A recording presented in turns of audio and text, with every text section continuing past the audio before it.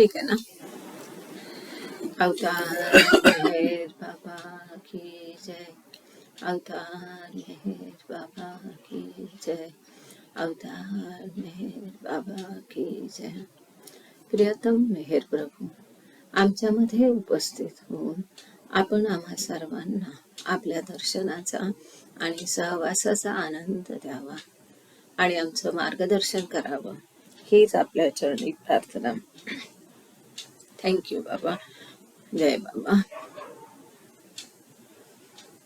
Beloved God, help us all to love you more and more and more and more and still yet more till we become worthy of union with you, and help us all to hold fast to Baba's daman till the very end. अवतार मेहर बाबा की जय, अवतार मेहर बाबा की जय, अवतार मेहर बाबा की जय. सभी को प्रेम से जय बाबा. आवाज आ रही है? जय बाबा, जय बाबा. उषा जी, जूनियर भाऊ, सभी को जय बाबा. क्रिएशन, जय बाबा, जय बाबा. एक मिनट, इसमें कुछ आया अभी, इसको बंद करना पड़ेगा. हाँ, तो क्रिएशन एंड इट्स कॉजेस, ये एक वंडरफुल किताब हम लोग पढ़ रहे हैं. पिछले बार हम पेज नंबर 30 में रुके थे और इसमें हमने देखा था अभी तक कि मेहर स्कूल, हाई स्कूल, मेहर आश्रम, ये सब की स्थापना के बारे में, उसके नियम, कैसा उसका विज्ञापन दिया था, उन बच्चों की क्या गतिविधियां थी, रोज का दिनक्रम कैसा था, उनका पहरावा कैसा था, क्या करिकुलम था, किस स्कूल का, किस संस्था का क्या उद्देश्य था, कैसे बाबा ने उसके लिए विभिन्न नियम बनाए, ये सब देख करके अभी पिछले बार हमने मेहराश्रम का दिनक्रम देखा और मेहराश्रम में आगा अली, सैयद अली दाखिल हुआ, यहाँ तक हम रुके थे. थोड़ा मेरा तबीयत गड़बड़ है, इतना एनर्जी नहीं है, तो मैं पालवे जी को रिक्वेस्ट करती हूँ, वो पढ़ेंगे और हमारी मदद भी करेंगे क्योंकि उनकी हिंदी भी अच्छी है. उनकी आवाज आ रही ना, उतना खाली बताना क्योंकि शायद एक माइक पुराना है. यहाँ से चला. जय बाबा. जय बाबा. आवाज आ रही है, क्लियर आवाज है. Thank you. The first lecture in Creation and Causes is dated 2nd December, and it was on the same day that 5 of Baba's men began their seclusion in the small cell rooms attaching on the north side of the crypt cabin, as mentioned by Ramju Abdullah in the passage quoted above. 2 दिसंबर 1926 को 2 दिसंबर 1926 को इस किताब में जो महत्वपूर्ण बाबा के प्रवचन हम देखने जा रहे हैं, टॉक्स देखने जा रहे हैं, तो उसमें का पहला जो ऐसा प्रवचन है वो बाबा ने 2 दिसंबर 1926 को दिया था. और ये बाबा ने ये उसी दिन दिया था कि जिस दिन आगा अली का आना हुआ. आगा अली इसी दिन, उसी जिस दिन बाबा ने, मतलब ये सारी घटनाएं आपस में कैसी जुड़ी है ये यहाँ पर बताया है. 2 दिसंबर को बाबा ने पहला लेक्चर दिया. इसी दिन जो साधक आश्रम था, पिछले बार हमने इसकी डिस्कस की है, यहाँ पर उन्होंने नॉर्थ लिखा, लेकिन शायद ये थोड़ी सी गलती हो सकती है क्योंकि मुझे अभी तक वो रूम्स याद है अच्छे से, और हमने फिल्म में भी देखा है, फोटोज में भी देखा है, और मैंने वर्ड पार्क्स को इसके बारे में ईमेल भी डाल दिया. खैर, ही कांट हेल्प, क्योंकि जिस रमजू की और चांदी की डायरी के, आप यहाँ हाथ रख सकते हैं, तो डायरी के बेस पे ये किताब लिखी है, उसमें ही ऐसा मेंशन है कि नॉर्थ की तरफ हालांकि बाबा की समाधि की ईस्ट के तरफ ये साधक आश्रम था, जहाँ अब मणिमाई की उनकी सब समाधियां है। वहां पर ये थोड़ा ऐसा रेस प्लेटफॉर्म, जिसको क्या बोलते हैं, कट्टा बोलते हैं ना, तो ऐसा प्लेटफॉर्म था, और फिर वैसी सारी खोली थी, छोटी छोटी ऐसे केबिन्स थे। तो ये केबिन इतनी बड़ी थी कि केवल एक आदमी उसमें आराम से हलचल कर सके, लेट पाए, सो पाए, ऐसे वहां पर 6 केबिन थी। तो उसी दिन जिस दिन बाबा ने ये लेक्चर देना शुरू किया, उसी दिन ये साधक आश्रम में बाबा के शिष्यों द्वारा मेडिटेशन या तपस्या शुरू हो गई, जो बाबा की आज्ञा से थी। और ये लोग जो इसमें बैठकर तपस्या करने वाले थे, इनको भी बाबा के द्वारा ही चुना गया था। और ये इमीडिएटली वही तभी हुआ जब आगा अली दाखिल हुआ आश्रम में। तो रमजू अब्दुल्ला की डायरी में जैसा लिखा है, ये रूम्स, साधक आश्रम समाधि की उत्तर में थी।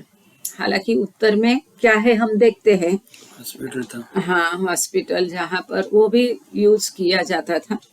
आगे This seclusion ward, known as the Sadhak Ashram, had been in the planning for about a month.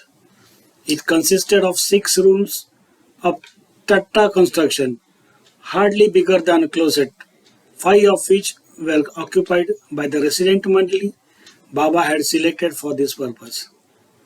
अच्छा, ये जो साधक आश्रम है, ये बनाने का प्लानिंग 1 महीना पहले से ही चल रहा था। और ये शुरू में केवल बांबू बांस की चटाई से ये रूम बनाई गई थी। 6 रूम थी, और उनमें से 5 जो है बाबा की जो रेसिडेंट मंडली बाबा के साथ में थी, उनके द्वारा वहाँ पर बाबा ने तपस्या के लिए या मेडिटेशन के लिए जो भी है बाबा ने बिठाया था, केवल इसी के हेतु से। और इनका चयन बाबा के द्वारा किया गया था। कौन मंडली थी ये? Gopal Swami, K.K. Manekar, Shankarnath, Sheriyar Meherbanpur, and Gulab Das. While the 6th room, gulab Shah. while the 6th room remained vacant. अच्छा, ये जो 6 रूम थे, इनमें से 5 में बाबा ने किसी किसी को बिठाया। किसको बिठाया? ये कौन भाग्यशाली लोग हैं? तो आगे चलकर किसी को इनका कुछ आगे इनकी कोई पीढ़ी का पता चलता है तो वो भी जानेंगे। कोई अगर उनके नाते पोते बच्चे कोई है तो उनसे संपर्क करने की डेफिनेटली कोई ना कोई आर्काइव से भी कोशिश हो रही होगी। हम लोग भी अपनी लेवल पे करेंगे। इसमें थे गोपाल स्वामी, के माणेकर, शंकरनाथ, शेरियार मेहरबानपुर एंड गुलाब शाह। देखो, अलग अलग जाति धर्म के ये लोग थे। और जो 6वीं रूम थी वो खाली रही। Over the next 2 months, as a long tsunami, love tsunami, a love tsunami overwhelmed the student population of Meher Ashram, precipitating the emergence of Prem Ashram. These 5 men, instructed never to step out of their confined spaces and living on diet of milk only, experienced by their own version of the same thing.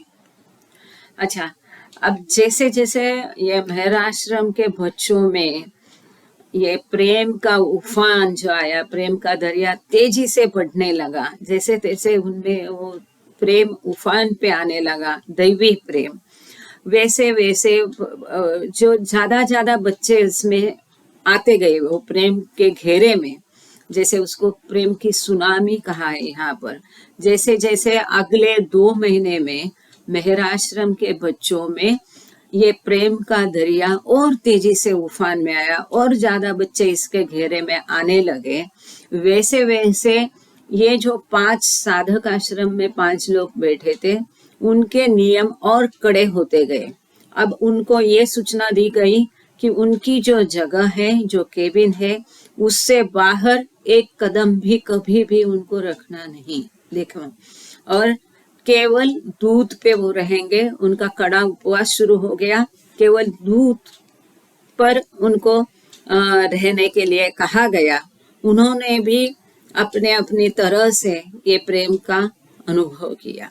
मतलब बाबा का lecture देना शुरू करना, आगा अली का आना, ये साधक आश्रम में मेडिटेशन बाबा के आज्ञा से उनके शिष्यों द्वारा किया जाना और मेहर आश्रम के बच्चों में प्रेम का दरिया उफान में आना, ये सब आपस में इंटरलिंक कैसा है यह बताने की ये यहाँ पर कोशिश कर रहे हैं। On 4th December, Gopal Swami started weeping uncontrollably and continued thus for 3 years. 2 दिसंबर को लेक्चर शुरू हो गए। 4 दिसंबर को जो गोपाल स्वामी थे, ये बेतया अनिवार्य, मतलब कोई उसका कंट्रोल नहीं किया जा सकता है, इस तरह से ये रोने लगे।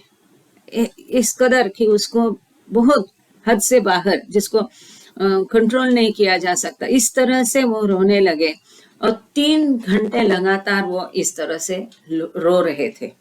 Baba said that this was a good sign. 2 weeks later, Gopal Swami and Manekar saw a brilliant light. On 20th December, Gulab Shah suddenly ran off, returning again only after a number of months. अच्छा, 2 दिसंबर को lecture शुरू हो गए। 4 दिसंबर को सब कहा कैसा फटाफट होता था पापा के यहाँ सा, प्लान फेज मैनर में था। फिर भी 2 दिसंबर को लेक्चर शुरू हो गए। उसी दिन साधक आश्रम में इन लोगों की तपस्या शुरू हो गई। 4 दिसंबर को गोपाल स्वामी बहुत ज्यादा रोने लगे। उनको प्रेम का ऐसा अनुभव आया, 3 घंटे तक वो लगातार रो रहे थे और बाबा ने कहा कि ये अच्छा संकेत है, अच्छा चिन्ह है।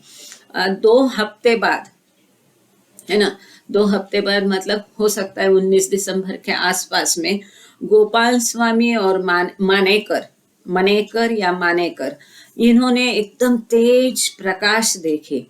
28 दिसंबर को गुलाब शाह एकाएक अपने कमरे से भाग गए और कई महीनों के बाद ही वो वापस आए।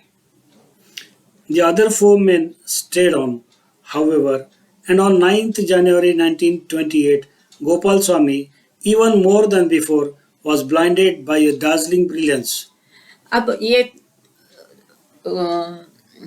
कौन भाग गया? Gopal Swami. नहीं, अरे बाबा, गुलाब शाह भाग गए। गुलाब शाह भागने के बाद बचे कितने? 5 लोग बैठे थे, 4 बाकी लोगों ने अपना कंटिन्यू किया। लेकिन क्या हुआ कि बाकी 4 लोगों ने कंटिन्यू किया। 9 जनवरी 1928 को गोपाल स्वामी को, जैसा पहले हम देखते हैं 4 दिसंबर को उनको बहुत ब्राइट, नहीं 19 दिसंबर को उनको बहुत तेज प्रकाश दिखाई दिया था। अब 9 जनवरी 1928 को पहले से भी वो तेज प्रखर प्रकाश उनको दिखाई दिया गोपाल स्वामी को, जैसे कि वो अंधा कर देगा, ऐसा वो प्रखर प्रकाश था, पहले से भी ज्यादा प्रखर। Later in January, as the intensity increased, all 4 of them were overpowered by experience of various types, and both Manekar and Shankarnath on separate occasions burst out of their rooms. अच्छा, इसके पश्चात क्या हुआ, इनके कैसे अनुभव थे साधक आश्रम में जो लोग तपस्या कर रहे थे बाबा की आज्ञा से। और हमको ये ध्यान रखना चाहिए, उसी समय क्रिप्ट के बिन, मतलब समाधि के गड्ढे में बैठकर बाबा भी एकांतवास और उपवास कर रहे थे। उसी समय लेक्चर भी दिए जाते थे, बाबा भी एकांतवास में थे। तो इन लोगों को कैसे कैसे अनुभव हो गए। तो इसमें इसके पश्चात जनवरी में इनका जो अनुभव है ये चारों लोगों का, इतना उसकी तीव्रता बढ़ गई, गहन अनुभव होने लगा। और इस अनुभव का चारों के अनुभव अलग अलग विभिन्न थे, अलग अलग प्रकार के थे, लेकिन उसकी एक जबरदस्त छाप उन पर थी। और मानेकर और शंकरनाथ 2 अलग समय पर दोनों भी अपनी अपनी रूम से भाग गए। तो पहले कौन भागा? गुलाब शाह भागा था। अब मानेकर और शंकरनाथ भी भाग गए, जबकि बाबा की आज्ञा थी कि केबिन के बाहर कदम नहीं रखना है। अब 5 में से 3 भाग गए, बचे 2। उसमें तो एक थे गोपाल स्वामी और दूसरे थे Sheriyar मेहरबानपुर। Manekar falling off Baba's feet in crypt cabin and Shankarnath roaming around Mehrabad hill and shouting. अब इसमें से क्या हो गया, मनेकर और शंकरनाथ में, मनेकर तो क्रिप्ट केबिन में जाके बाबा के पैरों में गिर गए और उन्होंने बाबा से अनुमति ली, बाबा से आज्ञा ली कि मुझे अनुमति दे दो कि अब मुझे ये छोड़ने की अनुमति दे दो।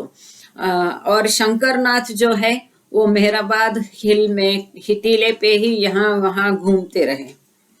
On 5th February, Gopal Swami asked to leave and Baba gave him permission. Finally, on 26th February, Baba himself came out of his self-imposed seclusion in the crypt cabin and visited the woman for the first time in 2 months. Although his fast continued for several months more. अच्छा, ये मानेकर और शंकरनाथ दोनों यह हो गए और मानेकर तो बाबा के चरणों पे जाकर गिरा और शंकरनाथ जो है मेहराबाद हिल पे यहाँ वहाँ घूमते रहे। 5 फरवरी को गोपाल स्वामी ने भी बाबा से अनुमति मांगी, सॉरी पहले गलत बोला था मैंने, 5 फरवरी को गोपाल स्वामी ने भी अनुमति मांगी कि चले जाने की, और जो अनुमति बाबा द्वारा उनको दी गई और ऐसा होने के पश्चात अंततः 26 फरवरी को, ये 5 फरवरी को गोपाल स्वामी अनुमति मांगकर चले गए। उसके पहले वो दोनों भाग गए थे, उसके पहले गुलाब शाह भाग गया था, मतलब एक ही आदमी खाली अभी बचा था। तो उसके पहले 26 फरवरी को बाबा ने जो स्वयं अपने ऊपर एकांतवास लाद लिया था और क्रिप्ट केबिन में बैठ कर के जो एकांतवास और उसका उपवास चल रहा था, उसके दौरान बाबा भी 26 फरवरी को बाहर आए और 2 महीने में पहली बार बाबा वुमेन मंडली, जो कि वहीं पे कंपाउंड में अपर मेहराबाद में रहती थी, पर बाबा उनसे नहीं मिलते थे, तो बाबा महिला मंडली को 2 महीने में, मेहराबाद में वुमेन मंडली थी, शायद लोअर मेहराबाद में थी, पर बाबा उनको नहीं मिलते थे और 2 महीने में पहली बार बाबा उनसे मिले।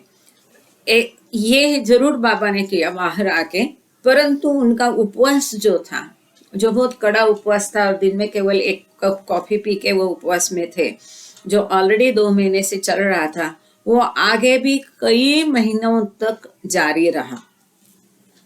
On that same day, for those remaining in the sadhak ashram, Baba brought the seclusion to an end. अच्छा, उसी दिन 26 फरवरी को जब बाबा क्रिप्ट से बाहर निकले, उसी दिन जो साधक आश्रम में बचे थे, शायद 2 बचे थे अभी, और उन दोनों को, क्योंकि 3 ऑलरेडी छोड़ के गए थे, तो ये 2 बचे थे, एक शेरियार मेहरबानपुर बचे थे, तो बाबा ने उनका भी एकांतवास खत्म कर दिया। साधक आश्रम में जो कोई बचे थे तो उनका भी एकांतवास बाबा ने अपनी आज्ञा से खत्म किया, वो खुद भाग नहीं गए और अनुमति भी उन्होंने छोड़ने की नहीं दी। ये नोटिस करने वाली बात है। Baba never explained what the connection between his work with the inmates of the sadhak ashram and the Meher ashram boys might have been, but the coincidence between what happened in these 2 years of Mehrabad life over this 3-month period on the crown of Mehrabad hill is impossible to overlook. चश्मा NEET साफ करून घ्या, फार अडखळत आहे, व्यवस्थित अडखळून। अच्छा, अब ये मेहराश्रम के बच्चे, साधक आश्रम के लोग जो साधक आश्रम में बैठे थे, जिनका एकांतवास चल रहा था, बाबा का स्वयं का उपवास, बाबा के लेक्चर, इसके बीच में क्या रिलेशन है, क्या संबंध है, इसके बारे में तो बाबा ने कभी बताया नहीं, लेकिन इसका जो संजोग है, ये सारी घटनाएं जिस प्रकार से घटी मेहराबाद के जीवन में, उस मेहराबाद की पहाड़ी पर टीले पे जो कुछ ये 3 महीने में घटा और जो घटनाएं आपस में जुड़ी है, जिनका संबंध संजोग से हमको दिखाई दे पड़ता है, उसको हम दुर्लक्षित नहीं कर सकते हैं। For it was from the 23rd November, just as Baba was starting to commence his sequence of lectures, and 3 days after the arrival of Ali, what Chanji in his diary called the love craze began. अच्छा, क्योंकि 23 नवंबर से जैसे कि बाबा ने अपने lecture देना शुरू किया, जैसे आगा अली ने आश्रम में प्रवेश किया, सैयद अली या आगा अली ने आश्रम में प्रवेश किया, वैसे मेहर आश्रम के बच्चों में ये प्रेम की सुनामी, प्रेम का उन्माद शुरू हो गया। ये हम साफ साफ दिख रहा है। तो लव क्रेज नाम की डायरी चांजी ने चालू की। हाँ, ये जानजी ने अपनी डायरी में इसको नोट किया है। जानजी का ये शब्द है, लव क्रेज, प्रेम का उन्माद, ये चांजी ने अपनी डायरी में शब्द दिया है। In his evening lectures, though the first 20 days of December, which she delivered starting at 7:30 p.m.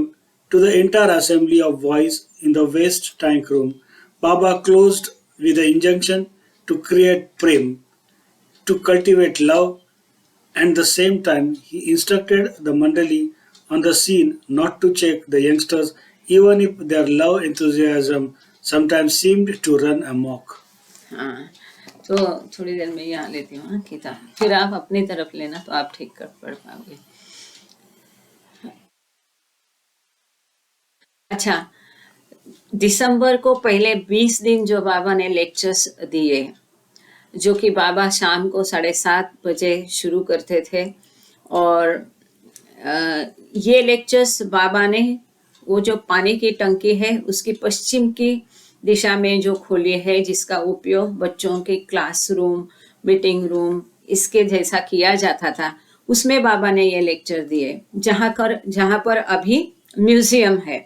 तो इसमें ये पहले 20 दिन बाबा ने लेक्चर वहाँ पर दिए, और बाबा क्लोज विद द इंजंक्शन, और हर लेक्चर के अंत में बाबा, लेक्चर कुछ भी हो, लेक्चर का विषय कोई भी हो, जो अब हम थोड़े दिन में देखने वाले हैं, तो एक मिनट, ये रिस्टार्ट होगा तो प्रॉब्लम होगा अपना, एक मिनट इसको बंद कर दे। तो लेक्चर कोई भी हो, लेक्चर का अंत में बाबा बोलते थे प्रेम निर्माण करो, प्रेम विकसित करो, प्रेम क्रिएट, प्रेम निर्माण करो, प्रेम विकसित करो। हर लेक्चर के अंत में ये बाबा कहते थे। और उसी समय में बाबा ने मंडली को सख्त सूचनाएं दे के रखी थी कि ये जो छोटे बच्चे हैं, उनका जो प्रेम का उन्माद है, उनका जो प्रेम का आवेश है, उसमें से वो अगर आपे से बाहर आ रहे तो उनको कंट्रोल नहीं करना है, नियंत्रित नहीं करना है। उनको प्रेम के उन्माद में जैसा व्यवहार करना है वैसा उनको करने दे। ऐसी सख्त सूचनाएं बाबा ने मंडली जनों को भी देके रखी थी। As the month progressed, more and more signs of love upsurge began to manifest. On 9th December, at Chanji notes, Abdullah Pakarwan began weeping, a sight most impressive. Probably this was the second of the three high-order exalted states that boys described in the account of this period that he wrote afterwards. अच्छा, 9 दिसंबर को, जैसा कि चांजी ने अपनी diary में लिखा है, हाँ, इसके पहले जैसे जैसे दिन जाते गए, महीना आगे निकलते गया, प्रेम के आवेश के अधिक चिन्ह दिखाई रखने लगे, प्रकट होने लगे बच्चों में, और प्रेम की होश में, आवेश में वो बच्चे आने लगे। 9 दिसंबर को, जैसा कि चांजी अपनी डायरी में लिखते हैं, अब्दुल्ला पकरवान जो हमने देखा था मेहर आश्रम के शुरू में, बाकी बच्चों को 14 बच्चों को उस्ताद जी शायद लेके आए थे, लेकिन ये बच्चा जो है अब्दुल्ला पकरवान, मेहर आश्रम का दाखिला एंट्री खत्म होते होते अपने से आया था। ये एक अनाथ बच्चा था और स्वयं ये आया था, दाखिल हो गया था मेहर आश्रम में। तो अचानक यकायक 9 दिसंबर को अब्दुल्ला पकरवान बहुत जोर से रोने लगा।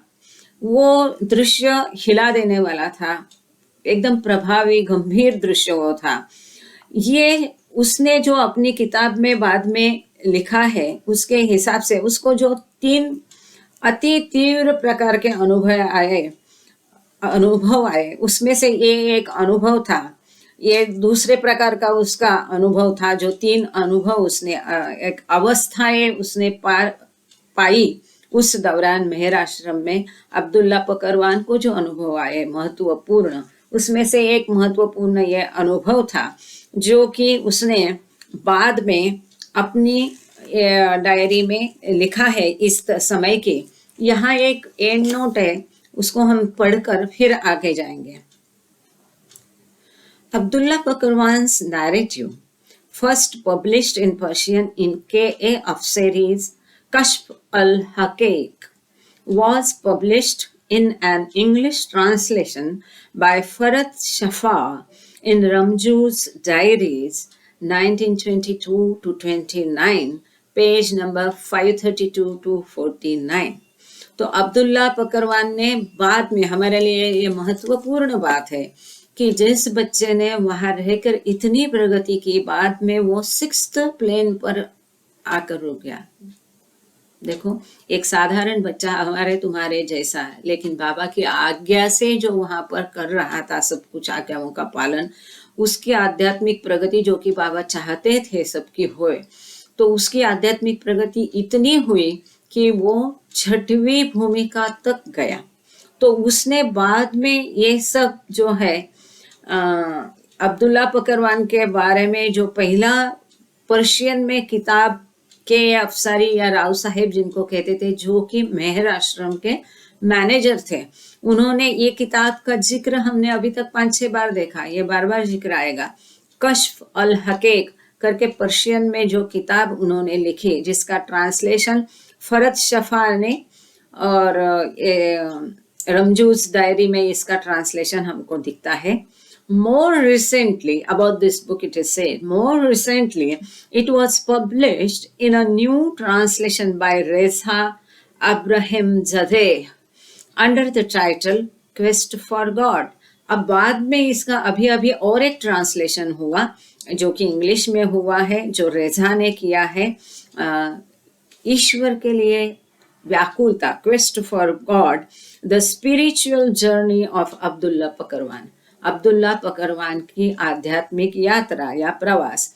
इन ग्लो इंटरनेशनल में ये छपा था, fall 2018, page number 20 to 26। Glow इस समय का किसी के पास हो तो वो देख सकते हैं, पुराने लोगों के पास ये कलेक्शन है। In this account Abdullah Pakarwan describes this second state as having occurred probably in the month of December. इसमें अब्दुल्ला पकरवान कहता है ये जो दूसरी अवस्था उसको प्राप्त हुई जब वो बहुत ज्यादा रो रहा था, ये शायद दिसंबर महीने में हुई। Several weeks after the first state, जो पहली उसकी अवस्था थी अब्दुल्ला पकरवान की, हमने देखा कि वो कई घंटों तक रोता रहा। तो इसके पश्चात कई हफ्ते बाद ये दूसरी अवस्था उसको प्राप्त हुई। Several weeks after the first state and in the course of one of Baba's evening discourses. ये तो कब हुआ? जब शाम को बाबा लेक्चर दे रहे थे, तो इस लेक्चर के दौरान उसके बीच में ही अब्दुल्ला पकरवान को ये जोर का रोना आया, उसकी ये अवस्था हो गई प्रेम के उन्माद में। आगे चलते हैं। On 20th December, Baba radically stepped up the intensity of his work when he withdrew into seclusion in the crypt cabin, allowing only select visitors inside and dictating his evening talks through an east window to the boys arranged in sections on a platform outside and other residents of the community gathered around. तो 20 दिसंबर को एक आवश्यक रूप से बाबा और अधिक, बाबा ने अपना कार्य तीव्रता से बढ़ाया और गहन कर दिया, और ऑफिस वर्क जो तीव्रता से उनका कार्य चल रहा था उसमें से वो बाहर आ गए। विड्रू इनटू सिक्लूजन, वापस बाबा सेक्लूजन में चले गए, क्रिप्ट केबिन में, और उन्होंने अपना कार्य अधिक गहन कर दिया। केवल चंद विजिटर्स को ही वहां अनुमति थी बाबा से मिलने की, और बाबा ने यहाँ तक जो कि बाबा वो पानी की टंकी में वेस्ट टैंक रूम में जाकर बच्चों को लेक्चर देते थे, वो भी बाबा ने बंद किया। अपनी केबिन के बाहर, क्रिप्ट केबिन के बाहर पैर रखना बाबा ने बंद किया।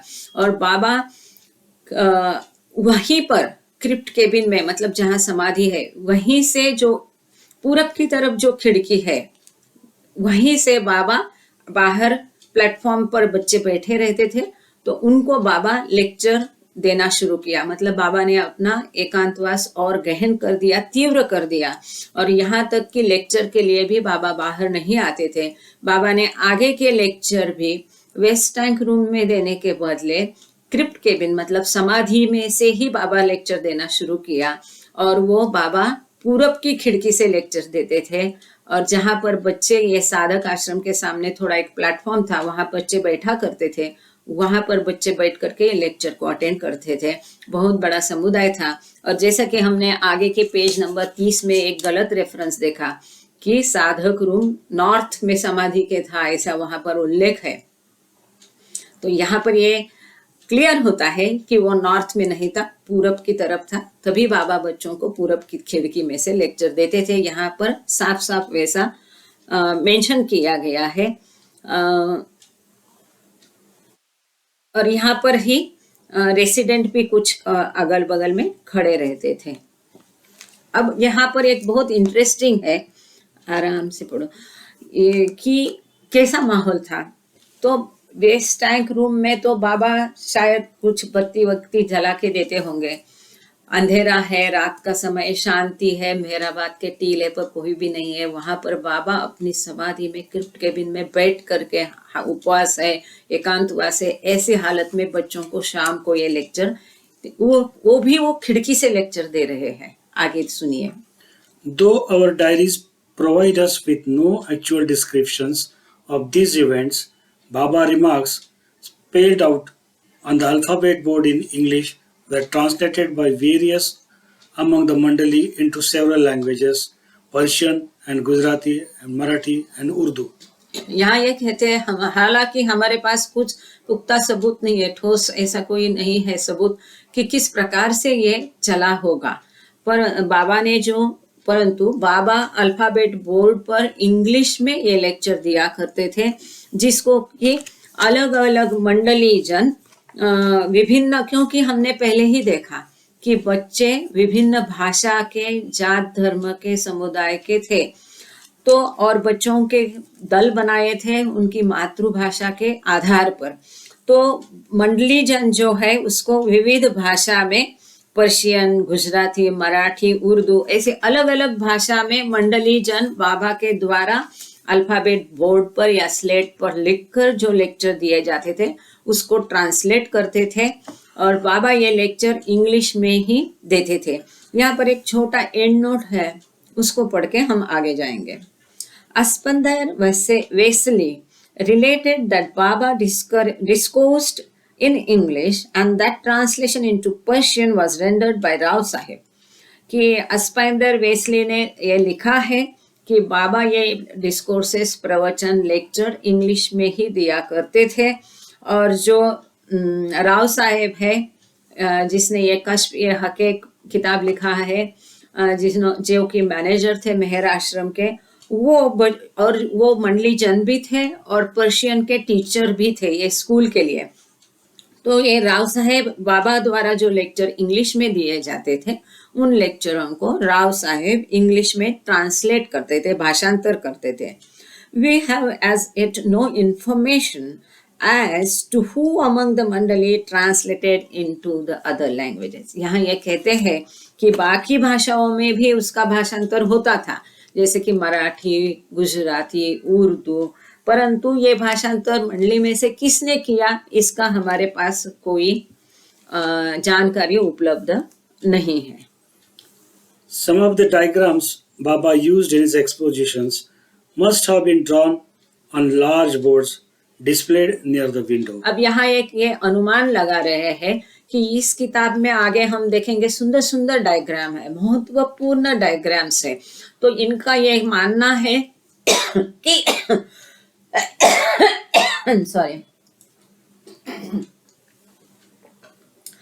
कि बाबा पूरब की खिड़की में से ये देते थे, तो खिड़की की बाजू में एक बहुत बड़ा बोर्ड लटकाया गया होगा और उस पे ड्रॉ करके, चितार करके बाबा ने ये सारे डायग्राम्स दिए होंगे।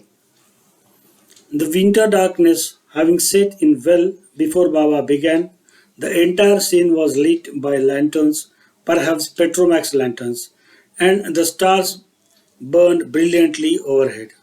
तो ये सारे प्रतिपादन बाबा ने कैसे दिए, वो शायद बोर्ड पे लिखे होंगे। ये ठंड का मौसम था, बाबा अपने लेक्चर 7:30 बजे शुरू करते थे और जो कि दिन का आखिरी क्रम रहता था मेहर आश्रम के बच्चों के लिए, और उनके सोने के पहले का, बिल्कुल बाबा से के साथ टाइम बिताने के बाद, लेक्चर सुनने के बाद बच्चे सोने जाते थे। और 7:30 बजे वहाँ, हमको सबको पता है अहमदनगर में ठंड रहती है, ठंड के दिन में सनसेट जो सूर्यास्त है जल्दी हो जाता है, तो 7:30 बजे तो अंधेरा हुआ होगा, इनका ऐसा कहना है। तो डेफिनेटली हम सब जानते हैं कि उस समय में केवल लालटेन ही नहीं, परंतु एक बड़ा ऐसा रहता था, पेट्रोमैक्स बत्ती होती थी। मैं उसको और अच्छी हिंदी में नहीं समझा पाऊंगी, पर मुझे याद है क्योंकि हमारे घर में भी भजन होते थे, तो बहुत बड़ा, इतना बड़ा नीचे रहता था जिसमें रॉकेल वगैरह केरोसिन डालते थे और ऊपर इतना बड़ा उसका रोशनी के लिए रहता था, मतलब उसका प्रकाश काफी अच्छा हुआ करता था। तो पेट्रोमैक्स बत्ती और लालटेन जला जला के इसको बाबा ने लेक्चर्स दिए होंगे, मंडली ने उनको ट्रांसलेट किया होगा। मेहराबाद का टीला, शांत एकांत वातावरण, अंधेरा है, ऊपर तारे चमक रहे, और ऐसे पेट्रोमैक्स की बत्ती में और लालटेन में बाबा ने ये लेक्चर उन बच्चों को क्रिप्ट केबिन में, मतलब समाधि में बैठकर ईस्ट रूम से दिए हैं। क्या दृश्य है, क्या वहां पहुंच जाते हैं हम भी लेक्चर अटेंड करने हैं। With a strange mystical story that Baba was unfolding in his sequence of talks, these occasions, as one imagines, must indeed have been magical. तो यहाँ ये कहते हैं कि जिस तरह की एक अजीब गूढ़ कथा बाबा आगे ला रहे थे, तो ये बाबा के प्रवचन, उसका सीक्वेंस, वहाँ की घटनाएं, वहाँ का प्रसंग, जैसे कि हम इसके अनुमान लगाते हैं, कल्पना करते हैं, ये कितना जादूमयी वातावरण होगा कि ऐसा बाबा मस्त वहाँ पर लेक्चर दे रहे हैं, बच्चे सुन रहे हैं, शांत एकांत वातावरण, इट्स सो मैजिकल। कितना ये जादूमयी ऐसा वातावरण वहाँ रहा होगा, ऐसा ये कहते हैं। यहाँ पर एक सुंदर डायग्राम दिया है, हालांकि वो थोड़ा सा गलत है, पर हम इसको फिर भी आप यदि देख सकते हैं। सॉरी, इसको एक्चुअली मुझे शेयर करना चाहिए था ताकि केतकी आपको इसको स्क्रीन पर शेयर कर सकती थी। ये ऐसा डायग्राम है कि अपर मेहराबाद का उस समय का डायग्राम है, और जहाँ पर मेहराबाद का हिल का पूरा डायग्राम दिया है, कहाँ पर बच्चे खेलते थे, तो कहाँ किचन जो है अभी, तो किचन के पीछे बाबा क्रिकेट खेलते थे बच्चों के साथ में, और उसके बगल में, मतलब अभी जहाँ शायद टॉयलेट्स बाथरूम जो है पीछे की, तो वहाँ पर बच्चों की 2 लाइन में ऐसी केतकी आपसे रिक्वेस्ट है, ये मैंने यदि डाला है तो आप इसको स्क्रीन शेयर कर दीजिए, अगर नहीं डाला है तो मैं आपको शेयर करती हूँ ये डायग्राम, क्योंकि मुझे याद नहीं अभी ग्रुप में हम कौन से पेज पे है, चल रहा है हमारा, ये 33 नंबर का पेज है। तो ये किचन के पीछे लेफ्ट हैंड साइड में, मतलब किचन की तरफ हम जब मुंह करके खड़े होते हैं तो लेफ्ट हैंड साइड में ऐसा रोज में बच्चों की पूरी एक रोज में बाथरूम थी, और उसी के सामने बच्चों के लिए भी मेडिटेशन की ऐसा छोटी छोटी केबिन्स बनाई थी, वो उसी के सामने थे। और each boy in Prem Ashram had meditation cubicle and a bathing cubicle opposite. तो जो प्रेम आश्रम के बच्चों के लिए ये छोटे छोटे सेपरेट बाथरूम और उसके सामने उनकी अपनी मेडिटेशन की केबिन भी बनाई गई थी, जो जहाँ पर भी कि शायद अभी अमर तिथि के टाइम में वो पीछे सब रहता है ना, मेहराबाद हिल पे टॉयलेट्स वगैरह बनाते शायद, वहाँ वो पोर्शन में होता था। उसके और लेफ्ट में बच्चे सोते थे, जहाँ पर जय बाबा क्या श्वेतांबरी मैंने डाला, मैं देखती हूँ। जहाँ पर वो अस्पताल बाद में बना था, तो वहाँ पर बच्चों की सोने की व्यवस्था थी। टट्टा वॉल्स एंड कोरिगेटेड द रूफ, इस तरह से टट्टा वॉल से वो होता था।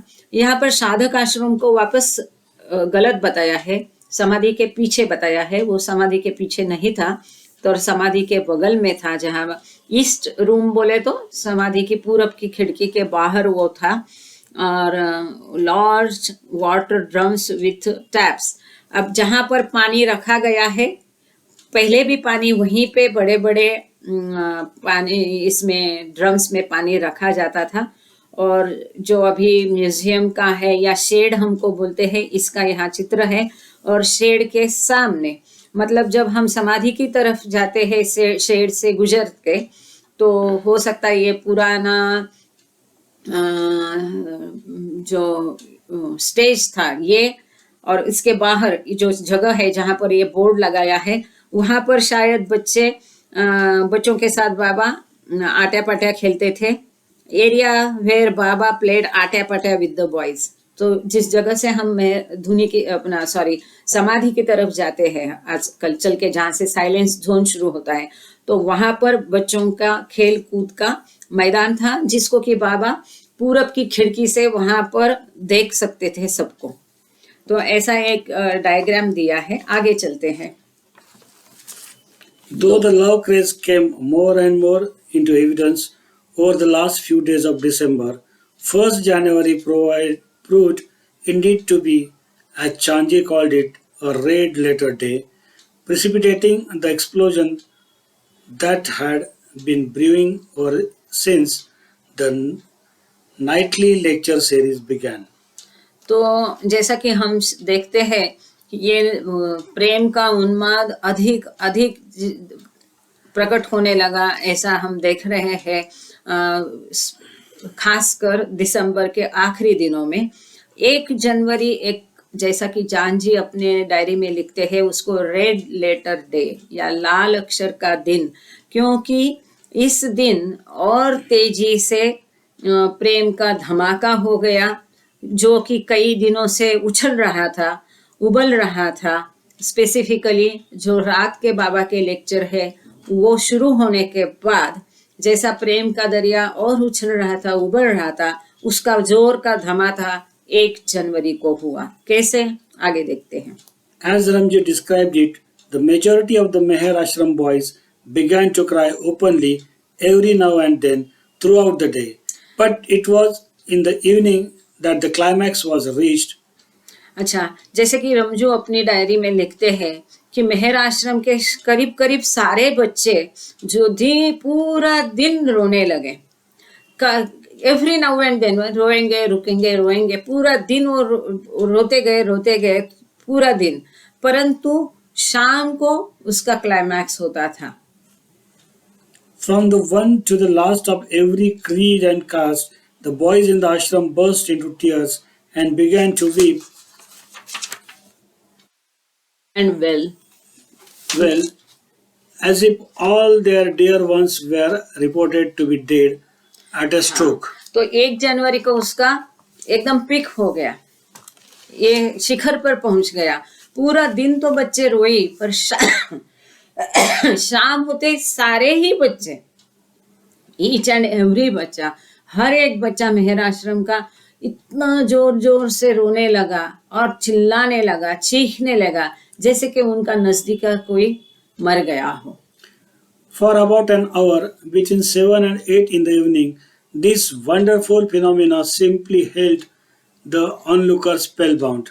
तो शाम को 7 से 8 के बीच में ये ऐसा दृश्य था कि देखने वाले को उसने गूंगा कर लिया, स्पेल बाउंड कर दिया, एकदम हक्का बक्का हो गए लोग देख करके।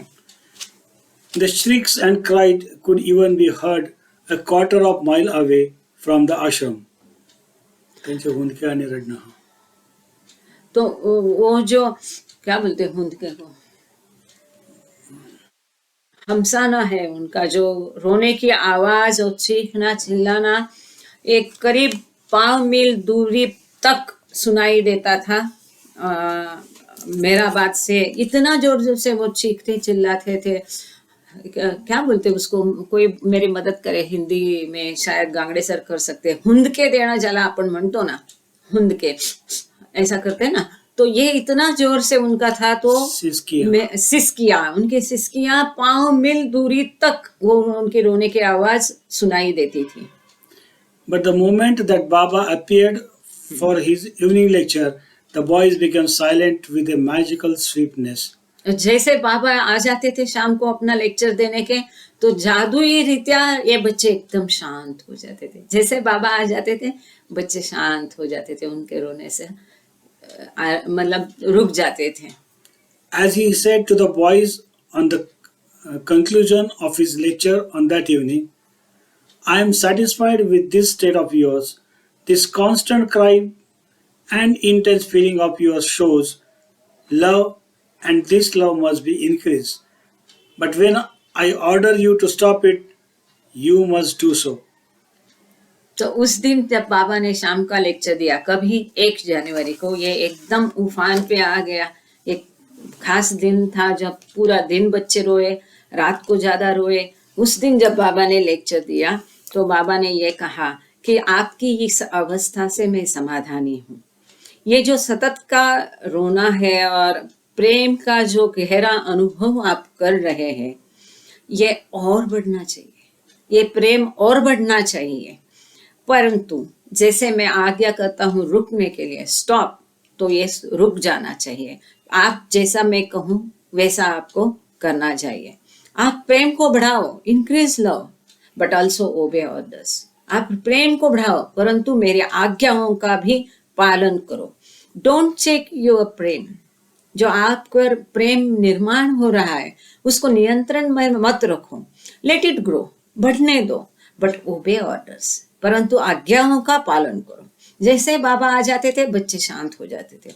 Those who preserve and endure into bracket टिको to the last in this prem will win my grace.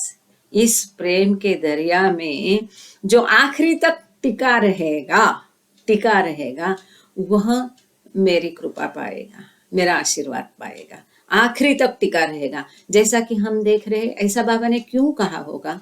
It's not easy, आसान नहीं है प्रेम को पाना और प्रेम को बर्दाश्त करके टिक के रहना, ये मुश्किल बात है। बाबा स्वयं कहते थे मेरी प्रेम को मत मांगो, मेरी कृपा को मत मांगो। क्योंकि जैसा हम देख रहे कि साधक आश्रम में जो लोग साधना कर रहे थे वो भी उसको बर्दाश्त नहीं कर पाए इतने बड़े होकर की। कोई भाग गया, चारों भाग गए। एक अनुमति लेके, उसने अनुमति ली कि मैं अभी छोड़ रहा हूँ, अनुमति लेके एक ने छोड़ा। गुलाब शाह सबसे पहले भाग गया, कई महीने के पश्चात आया। बाकी 2 भी भाग गए। उनको बताया था बाबा ने कि बाहर कदम नहीं रखना, वो भी कदम रखे। और आखिरी अंत को बाबा ने स्वयं उसको खत्म कर दिया। मतलब बाबा ने यहाँ पर बच्चों को भी कहा कि जो अंत तक इसमें टिका रहेगा वह मेरा कृपाशीर्वाद पाएगा। Which means that I will make them realize me. मेरी कृपा पाना मतलब क्या? कि उनको मैं मेरे जैसे बनाऊंगा, मेरे जैसी अनुभूति उनको दे दूंगा। This I have sworn. इसकी मैंने शपथ खाई, ये मैंने शपथ पर दावे के साथ मैंने ये कहा है कि मैं ये आपको दे दूंगा। The accomplishment of this is the work of just a short period. ये एकदम छोटे समय, कुछ ही समय में ये हो जाएगा, ये लंबा खींचा नहीं जाएगा। बाबा स्वयं कह रहे हैं, Thus, accomplishment of this Is the work of just a short period. ये कुछ ही समय की बात है। It will not hang on and drag out through the course of life. ऐसा नहीं है कि पूरे जन्म तक ये खींचता चला जाएगा, लंबा खींचा जाएगा, पोस्टपोन किया जाएगा, आगे धकेला जाएगा। ये पूरे जीवन भर आपको अनुभव करने को नहीं मिलेगा। ये बाबा ने यहाँ खास लिखा है क्या? It will not hang on. ये खींचा नहीं जाएगा, लंबा नहीं खींचा जाएगा। and drag out through the course of life. पूरे जिंदगी भर इसको हमको खींचना नहीं है. And once the hookey is created, your work will be done all in a second. Okay, जैसे लहर आ गई मेरी, एक बार लहर हो गई, एक बार मेरी हुक्की आ गई, तो सेकंड्स में आपका काम हो जाएगा. I have these powers. There is no doubt about that. ये शक्तियां, ये पावर मुझ में है, इसमें कोई शंका नहीं है, ऐसा बाबा ने कहा. आगे. The mass weeping among the boys continued on and off for a few days and then gradually subsided. कुछ दिनों तक ये रोना रोना रोना, रो गया फिर रुक गया, रो गया रुक गया, ये कई दिनों तक चल गया और फिर धीरे धीरे कम होते गया. But for several among them, the experience continued and intensified. परंतु उनमें से ये मेहराश्रम के सभी बच्चों के साथ ये हुआ, लेकिन उनमें से कुछ बच्चों के लिए ये अनुभव आगे भी चलता गया और वह और गहरा हो गया. One of the boys, Vasant B. Kimbune, went on crying so uncontrollably that Baba said he would go mad if continued unchecked. इनमें से एक बच्चा जो है, उसका नाम यहाँ पर दिया है, शायद लोकल अहमदनगर या आसपास के विलेज का होगा, वसंत बी किम्बुने. ढूंढना पड़ेगा. वसंत बी किम्बुने इतना रोते गया, अनकंट्रोलेबली, इतना अनियंत्रित रीति से रोते गया कि बाबा ने कहा यदि उसको कंट्रोल नहीं किया तो वो पागल हो जाएगा. On 11th January, Abdullah Pakarwan had an experience that transported him, as Baba said, up to the 6th plane of consciousness. हाँ, अब ये 11 जनवरी को ये महत्वपूर्ण बात हुई. 11 जनवरी को अब्दुल्ला पकरवान ऐसे अनुभव में चला गया कि बाबा ने उसके लिए कहा है कि वो चैतन्य की 6वीं भूमिका तक पहुंच गया है. कितनी बड़ी बात है. कई युग बीत जाते हैं, कई कालचक्र बीत जाते हैं, कई जन्म जाते हैं, तब भी हम आगे नहीं बढ़ पाते हैं. एक ही जन्म ने छोटे बच्चे ने इतनी प्रगति कर ली बाबा के इन लेक्चर के माध्यम से और बाबा के मेहर आश्रम स्कूल में रहकर, उनके सानिध्य में रहकर.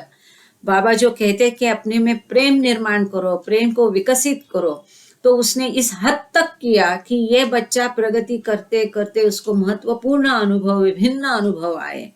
वो प्रेम से रोता था, कई अनुभव आए, परंतु एक अनुभव जो उसको आ गया 11 जनवरी को, अब्दुल्ला पकरवान सीधे 6वीं भूमिका में वो स्थित हो गया.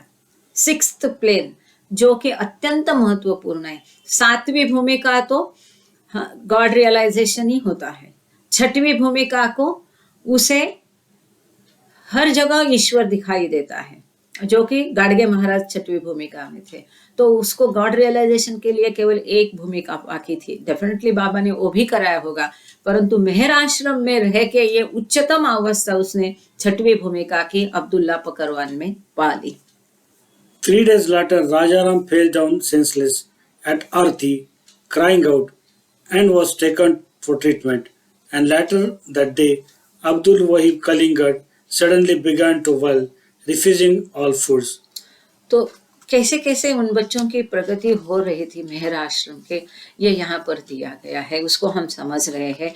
वो भी बाबा के लेक्चर के माध्यम से एक उसका संबंध कैसा था.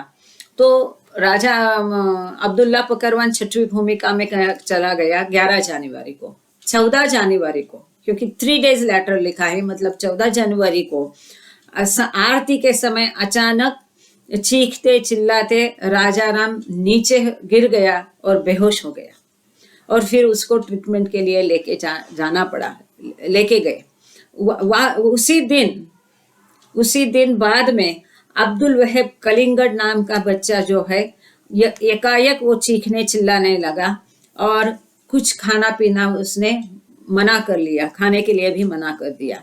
On the 16th, several of the boys, including Ramji, Lobhaji, Manekchand and Rajaram, begged to be allowed to retain all the time in Baba's company and to be exempted from class attendance.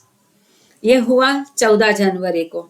16 जनवरी को 2 दिन पश्चात ही कई सारे बच्चे, जिनमें कि यहाँ पर नाम भी दिए हैं, राम जी है, लोभा जी है, मानेक चंद है, राजा राम है, इन्होंने बाबा से अनुमति ली, उनको रिक्वेस्ट की, उनको विनती की कि पूरे समय इन बच्चों को, उन्होंने बोला कि हमें पूरे समय बाबा के साथ ही रहने दिया जाए, और इसकी अनुमति उनको दी गई। और जो रेगुलर स्कूल के क्लासेस थे उनमें हाजिर रहने से उनको छूट दी गई। Baba agreed to this and made his disciple Baidul the prem master. तो प्रेमाश्रम का निर्माण कैसे हुआ, यह कहानी अपने आप बताती है कि मेहर आश्रम के सारे बच्चों में वो प्रेम का दरिया उफान में आया, परंतु और धीरे धीरे कम भी हो गया। परंतु कुछ बच्चों जो थे उनमें ये प्रेम चलता गया और गहन होते गया। और इन बच्चों को खाने पीने, स्कूल किसी भी में दिलचस्पी नहीं रही, यहाँ तक खेलने में भी।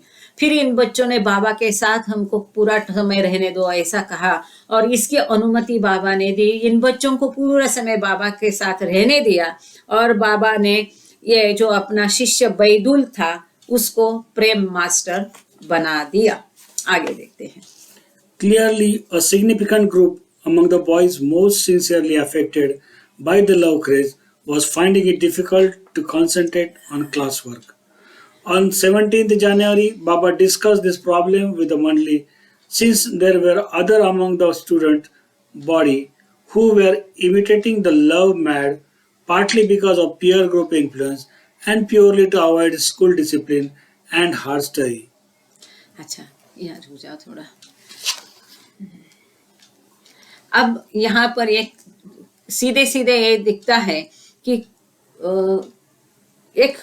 एक बच्चों का दल था, कुछ बच्चों का एक दल था, करीब 20-25 बच्चों का ये दल था। ये तो सिंसियरली, गंभीरता से या सिंसियरली ये प्रेम उन्माद से अफेक्टेड थे, उनका परिणाम उन पर होता, प्रभावित थे प्रेम उन्माद से। और उनके लिए जो नॉर्मल स्कूल का स्कूल वर्क है, क्लास है, इस पर ध्यान देना मुश्किल हो गया था। 17 जनवरी को बाबा ने ये समस्या मंडली के साथ चर्चा की इसकी, और कुछ जो बच्चे हैं, ये स्टूडेंट्स में से, ये विद्यार्थी में से कुछ जो बच्चे हैं वो केवल दूसरों बच्चों की नकल करते थे, या अंशतः एक पूरे ग्रुप का, दल का जो प्रभाव रहता है, वो रो रहा है करके ये रो रहा है, इस प्रभाव से वो प्रभावित थे। और कुछ अंश तक उनको जो स्कूल की कड़ी शिस्त थी और अभ्यास था, बहुत भारी अभ्यास था, इसमें से उनको बचना था। तो ये जो बच्चे हैं मिक्स थे, कुछ बच्चों में सही में वो प्रेम के उन्माद से अफेक्टेड थे, प्रभावित थे, उनमें सही में प्रेम का ऐसा उन्माद आया था और उसका ऐसा धमाका हो गया था, और उसमें वो इतने प्रभावित थे कि उनको कुछ भी क्लास वर्क वगैरह भारी अभी नहीं जम रहा था। परंतु कुछ बच्चे केवल क्लास को टालने के लिए उनकी नकल कर रहे थे। तो इस समस्या को बाबा ने अपने मंडली के साथ उसकी चर्चा की। Baba did not want the Meher Ashram boys to lose the benefit of the education they were getting. जो मेहर आश्रम के बच्चे थे, ये सारे मिक्स बच्चे हैं, अभी प्रेम आश्रम अलग सा हुआ नहीं है। मेहर आश्रम में वो भी बच्चे हैं जिनको पढ़ाया जा रहा है, वो भी बच्चे हैं कि जिनका अभी महत्वपूर्ण फोकस आध्यात्म और प्रेम पर था। तो जो बच्चे सही में आध्यात्म में आगे नहीं बढ़े और सही में उनका प्रेम का उन्माद वास्तव नहीं था, उन बच्चों को जो पढ़ाई से विन्मुख बाबा नहीं कराना चाह रहे थे। But at the same time, the state of those responsive to the love injection was delicate. परंतु उसी समय में वो बच्चे की जन्म में ये प्रेम का दरिया सही में निर्माण हो गया था, ये दैवी प्रेम जिनमें सही में निर्माण हो गया था, जिससे वो प्रभावित थे, उन बच्चों की अवस्था बहुत नाजुक थी। and they should not get checked or discouraged. और ऐसे बच्चे कि जिनमें दैवी प्रेम निर्माण हो चुका था, उनकी अवस्था नाजुक होने के कारण और उनका आगे प्रगति जारी रखने के लिए उन पर कोई मर्यादा डालना या उनको उसमें से हतोत्साहित करना ठीक नहीं था। Sensitive handling was indeed needed. ऐसे बच्चों के लिए वास्तव में एक कुशल हैंडलिंग की निगरानी की जरूरत थी। Love should be encouraged to arise and blossom. उनके अंदर जो दैवी प्रेम निर्माण हो रहा है, विकसित हो रहा है, बढ़ रहा है, उसको और फलने फूलने के लिए उनको प्रोत्साहित करना आवश्यक था। Baba said, but at the same time, study should not be neglected until the love was in full force. परंतु बाबा कहते हैं कि जब तक ये दैवी प्रेम पूरे जोर शोर में पूरा फल नहीं जाता है, तब तक इन बच्चों का अभ्यास और बाकी जो भौतिक ज्ञान है, अभ्यासक्रम है, पढ़ाई है, उसको अनदेखा या निग्लेक्ट करना ठीक नहीं है। Love and study should go hand in hand. ये बहुत महत्वपूर्ण है। बाबा हमेशा कहते हैं heart and head, there should be a perfect balance between heart and head. दिल और दिमाग का परफेक्ट समतोल होने पर ही आध्यात्मिक प्रगति हम पा सकते हैं। तो यहाँ पर एक बहुत महत्वपूर्ण कार्य बाबा इन छोटे बच्चों के समुदाय के माध्यम से, जो कि इस उम्र के बाकी दुनिया के बच्चों को प्रतिनिधित्व करते थे, बाबा उनके द्वारा एक प्रेम और अभ्यास ये साथ साथ कैसे चले, दिल और दिमाग, प्रेम और बुद्धि, इनका समतोल का अभ्यास, इसका प्रैक्टिस बाबा इन बच्चों के द्वारा कर रहे थे। कैसे? क्योंकि बाबा के लेक्चर हम आगे देखेंगे तो भारी भक्कम लेक्चर है, जिसमें एस्ट्रोलॉजी और कॉस्मोलॉजी, ब्रह्मांड ज्ञान वगैरह वगैरह बहुत है। और उन लेक्चर के अंत में बाबा क्या कहते थे? प्रेम को निर्माण करो, प्रेम को विकसित करो, प्रेम को बढ़ाओ। और जैसे लेक्चर चलते गए वैसे बच्चों में प्रेम निर्माण होते गया। लेक्चर का विषय प्रेम नहीं था, परंतु ये जो बुद्धि और हृदय का समतोल है वो बाबा कैसा साध रहे थे, इसके माध्यम से ये यहाँ हमको दिखाई देता है।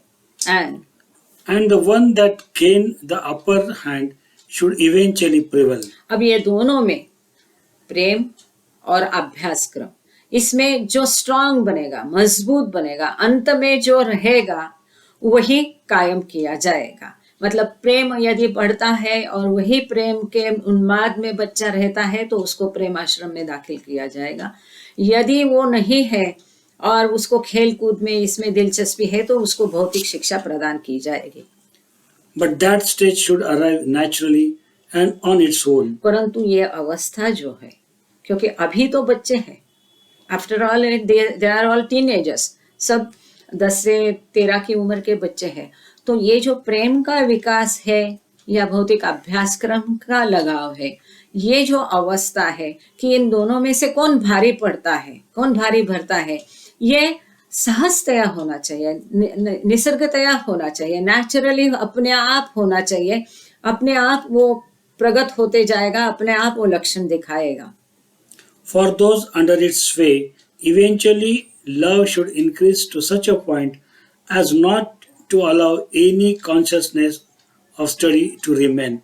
Indeed, not just of study, but also of eating, drinking, play, sleep, actually of the body and the world. तो ये जो अपने आप ये कैसा दिखाई देगा, तो बाबा ने कहा कि ये जब चलता रहेगा तब अंत में धीरे धीरे प्रेम इतना बढ़ेगा कि उस बच्चे को पढ़ाई का कोई होश नहीं रहेगा। वास्तव में केवल पढ़ाई ही नहीं, परंतु खाने का, पीने का, सोने का, खेलने का, वास्तव में उसको अपना शरीर और इस संसार का भी भान नहीं रहेगा, कोई ख्याल नहीं रहेगा। यहाँ तक वो प्रेम बढ़ता जाएगा। अब जब ऐसा प्रेम बढ़ता जाएगा तब वो बच्चा प्रेम आश्रम में दाखिल हो जाएगा। यहाँ पर एक छोटा एंड नोट है, उसको पढ़ करके हम फिर आगे जाते हैं। The preceding few lines paraphrase from the 17th January 1928 entry in CHD. अच्छा, ये चांदजी की डायरी में पहले के कुछ लाइंस लिया है, ऐसा यहाँ पर उल्लेख है. ठीक है, आगे चलते हैं. In this way, it was becoming apparent that a small cadre among the boys, perhaps 20 or 25 of them, would need to be segregated out from the rest, since ordinary school life was becoming impossible for them. अच्छा, तो अब ये ऐसा लगने लगा, ये दृश्य हो गया, ये क्या अपरेंट, सहज था, स्वाभाविक था, उघड़ क्या लगता लगे.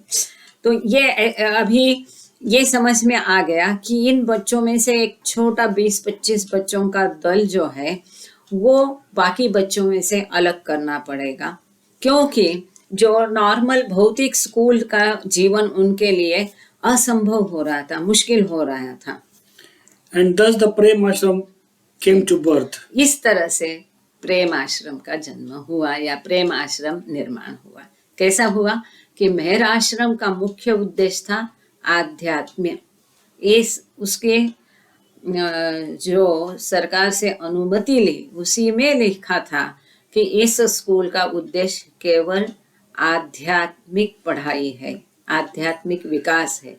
अब इस आध्यात्मिक विकास में भी इन लोगों की इतनी विकास हो गया आध्यात्म में छोटे बच्चों का, और प्रेम का दरिया उनमें ऐसे उफान में आया कि उनके लिए बाकी गतिविधियां करना असंभव था. तो इसके लिए मेहर आश्रम से भी वापस ये कुछ बच्चों को 20-25 बच्चों को अलग निकाल करके उनका प्रेम आश्रम बनाया गया. And thus the Prem Ashram came into the birth. It had been emerging since early December, and it was formally established on 25th March, when the Prem Ashram boys were relocated into their own temporary structure near Baba's crypt cabin, with their own set of rules and daily regimen. इस तरह से प्रेम आश्रम का जन्म हुआ, स्थापन हो गया. वास्तव में दिसंबर की शुरू से ही वो प्रेम आश्रम निर्माण होना शुरू हो गया था, परंतु औपचारिक रीत्या वह 25 मार्च को स्थापन किया गया, जबकि प्रेम आश्रम को बच्चों को उनकी अस्थायी इमारत में, जो कि बाबा की क्रिप्ट केबिन के बगल में था और एक बांबू की बांस की चटाई से बना था, उसको उनको रिलोकेट वहां पर स्थापित किया गया और उनके लिए अपने नियम और दिनक्रम बनाए गए. But in the process, the course of events over the first 3 weeks of January was decisive, and it was during the period of 14th January that the course of nightly lectures came to an end. अच्छा, यहाँ एक महत्वपूर्ण घटना हुई. देखिए, हमने पहले ये देखा कि बाबा के लेक्चर, साधक आश्रम में साधकों का मेडिटेशन करना, मेहर आश्रम की स्थापना, उन बच्चों का प्रेम का उन्माद, इसका संबंध हमने देखा. अब क्या हो गया, जैसे प्रेम आश्रम निर्माण हो गया, वो तो 25 मार्च को हो गया, लेकिन उसके पहले जो है 14 जनवरी को ये जो रात के लेक्चर्स है अचानक से बंद हो गए. हमने देखा कि 11 जनवरी को अब्दुल्ला पकरवान 6वीं भूमिका में पहुंच गया था. उसके ठीक 3 दिन बाद 14 जनवरी को, और उसके बाद में 16 जनवरी को 16 जो कई सारे बच्चे हैं कि राम जी, लोभा जी वगैरह, वो लोग हमेशा बाबा के साथ रहना चाह रहे थे, और इस तरह से प्रेम आश्रम अलग हो गया था. लेकिन फॉर्मली, औपचारिक रीत्या वो 25 मार्च को हुआ, परंतु जैसे ही अब्दुल्ला पकरवान का 6वीं भूमिका में चला जाना, बाकी बच्चों का प्रेम का उन्माद बढ़ जाना, तो यकायक 14 जनवरी को 1928 को बाबा ने ये रात के लेक्चर बंद कर दिए गए. मतलब वो लेक्चर चले केवल दिसंबर और जनवरी, इसीलिए ये केवल 34 लेक्चर है, परंतु बहुत महत्वपूर्ण है. This termination was never formally marked in any way. A number of the daily entries in Chanji's diary after 14th January mention that no lecture was given that night, as if one were still expected. After a week or so, these references stopped. It would seem that the lecture series got interrupted and indeed superseded by the dramatic love explosions among certain select boys that were happening in mid January on an almost daily basis. अच्छा, यहाँ पर ये लिखते हैं कि 14 जनवरी को अचानक ये लेक्चर बंद हो गए, परंतु इसकी कोई औपचारिक घोषणा नहीं की थी। अब इसके पश्चात जो चांजी की डायरी में हम देखते हैं रोज की गतिविधियां, तो इसके पश्चात हर दिन चांजी ने उसके बारे में जिक्र किया है कि आज लेक्चर नहीं हुआ, आज लेक्चर नहीं हुआ। हफ्ते भर ऐसा जिक्र करने के पश्चात वो जिक्र भी वो डायरी में नहीं है, उसने वो जिक्र करना भी छोड़ दिया, तो उसकी कोई औपचारिक घोषणा नहीं हुई। लेकिन जैसा कि हम देखते हैं कि उन बच्चों में जैसा प्रेम का उन्माद इतना बढ़ गया कि वो लेक्चर से भी आगे चला गया, सुपरसीडेड लिखा है। तो ये लेक्चर की शायद जो लेक्चर के माध्यम से बाबा को करना था वो प्राप्त करने के बाद, और जैसा कि हम देखते हैं कि उसको प्रेम को बर्दाश्त करने की भी क्षमता होनी चाहिए। जैसे कि बाबा ने लिखा है, यहाँ पर बताया कि इसमें आखिर तक जो टिका रहेगा। अब जो टिके रहे उसमें से अब्दुल्ला पकरवान चला गया आगे। छठवीं भूमिका मतलब क्या? अभिषेक केवल गॉड रियलाइजेशन, ईश्वर साक्षात्कार के लिए उसको एक ही भूमिका पार करना है। इतनी हाईएस्ट उच्चतम भूमिका वो पा गया बच्चा, और बाकी बच्चे भी प्रेम में पूरे पागल हो चुके थे। तो अभी उनका शरीर और कष्ट नहीं झेल सकता था, या बाबा को उनके माध्यम से एक प्रातिनिधिक रूप से पूरे संसार के लिए जो पाना था वो बाबा ने पा लिया था। इसके लिए अचानक बाबा ने ये लेक्चर बंद कर दिए, परंतु उसकी औपचारिक घोषणा कहीं भी हमें दिखाई नहीं देती है। Evidently Baba used what was happening among the Meher and Prem Ashram boys as a natural means of turning of the tap and concluding the extraordinary course of lectures that comprise creation and its causes. ऊपर ऊपर ऐसा दिखता है कि जो मेहर आश्रम और प्रेम आश्रम के बच्चों में जो भी हो रहा था, तो वो प्रेम का टैप जो है बाबा ने बंद कर दिया, और इस तरह से जो असाधारण ऐसे जो लेक्चर है ये क्रिएशन एंड कॉजेस, ये बंद किए गए। We close this section with a near daily chronology of the life of Meher Ashram during this 2-month period. अच्छा, अभी ये 2 महीने में आगे, अब यहाँ पर हम रुक जाएंगे ये चंद 2-4 लाइन पढ़ने के पश्चात। यहाँ पर चांजी की डायरी में पूरा एक एक दिन का ब्यौरा है।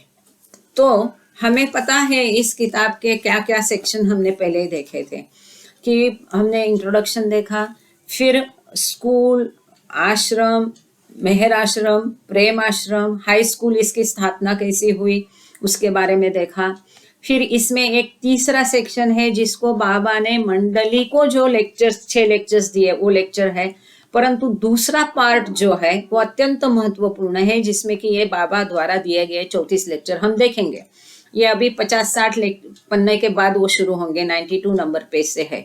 लेकिन इसके बीच में जैसे ये हिस्ट्री उन्होंने उस समय बाबा जब लेक्चर दे रहे थे तो कैसा माहौल था, वहां पर क्या था, क्या घट रहा था, कैसे आश्रम की स्थापना हुई, ये सब जानना जरूरी था, क्योंकि जिन बच्चों को बाबा ने ये लेक्चर दिए वो क्या थे वो जानना दुनिया के लिए, हमारे लिए जरूरी था। इसलिए ये सब शॉर्ट हिस्ट्री दी। अब इसके पश्चात में चांजी की डायरी में एक एक दिन का ब्यौरा है, एक एक दिन में क्या हुआ वो लिखा हुआ है। तो ये हम आगे देखेंगे, अगले लेक्चर से हम इसको देखने जा रहे हैं। और जो हिस्ट्री है जिसमें कई और भी महत्वपूर्ण घटनाएं हैं, परंतु उसको डिलीट करके केवल इस लेक्चर से संबंध में जितनी बातें हैं उतना उन्होंने यहाँ पर हिस्ट्री में लिया है। और आगे अभी क्रोनोलॉजिकल ऑर्डर में जो भी है वो 50-60 पेजेस में हम देखेंगे। सो ये जो बाबा के लेक्चर्स के अगल बगल में जो घट रहा था, जो कि बहुत दिलचस्प वो इतिहास है, वो काफी सारा इसमें से ओमिट किया है क्योंकि ये इसका उद्देश्य नहीं है, शायद उसके लिए और एक नया बुक निकलेगा। तो यहाँ पर आज हम रुक जाते हैं, हम page number 37। This chronology relates only details relevant to the greater story surrounding Baba's lectures. Much other interesting history has been omitted. तो यहाँ पेज नंबर 37 में आज हम रुक जाते हैं। अगली बार हम स्टार्ट करेंगे पेज नंबर 37 से। जय Baba. Thank you Baba, thank you all. जय बाबा। यहाँ पर मैं रिकॉर्डिंग रुका देती हूँ। अवतार मेहर बाबा की जय। Thank you Baba.